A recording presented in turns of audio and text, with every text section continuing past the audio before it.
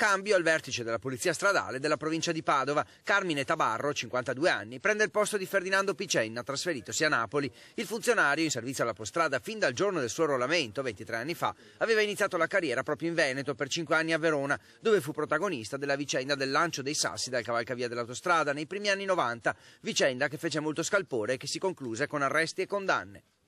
La cosa fece molto scalpore all'epoca, lo fa ancora oggi, e quindi con la questura di Verona condividemmo il buon esito dell'operazione, che come è noto dell'operazione si concluse con l'arresto dei responsabili. Sì.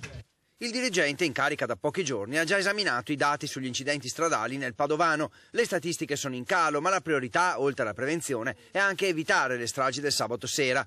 Già nei prossimi fine settimana, nella notte tra sabato e domenica, la Postrada organizzerà un maxi controllo, schierando nei pressi di discoteche e locali notturni uomini e tilometri e una sorta di clinica mobile.